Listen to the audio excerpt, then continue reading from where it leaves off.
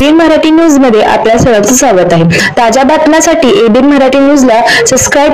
क्रांतीसूर्य महात्मा ज्योतिबा फुले यांच्या जयंतीनिमित्त मातंग समाज संघ महाराष्ट्र राज्य यांच्या वतीने अभिवादन।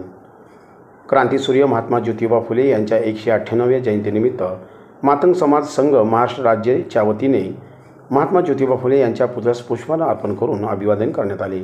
या प्रसंगी मीनाक्षी पेटे, सेवानिवृत्त पोलीस अधिकारी गिरीधर थोरात, मातंग समाज संघ महाराष्ट्र राज्य समन्वयक आदर्श धडे, क्रांतीसूर्य प्रतिष्ठान संस्थापक अध्यक्ष श्रीकांत बोराडे, अनिल उकरंडे, नंदकिशोर दिडवानी आदी कार्यकर्ते उपस्थित होते।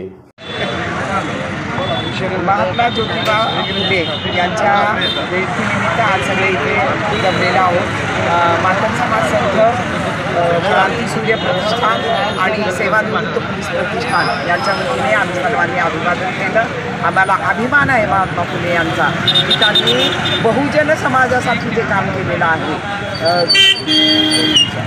पहिली महिलांची शाळा आपल्या पत्नीला शिकवून त्यांनी ते सर्वांना हा शिक्षणाचा पाया घातला।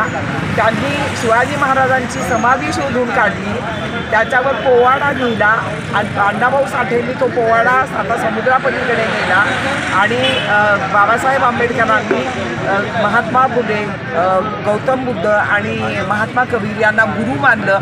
या सर्वांनी जो हा एक बेस तयार केलेला आहे, या सर्व पिढीला माझं म्हणजे एक विनंती आहे की ही जी सगळी महामानव एकत्र येऊन आपल्याला जो संदेश त्यांनी दिलेला आहे, त्या संदेशाच्या निमित्ताने सगळ्यांनी एकत्र यावं आणि आपलं कार्य समाजाचं पुढं न्यावं।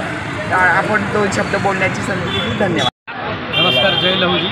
आज आम्ही सगळे महात्मा ज्योतिबा फुले यांच्या 198व्या जयंतीनिमित्त आम्ही इथे सगळे जमलेले आहोत।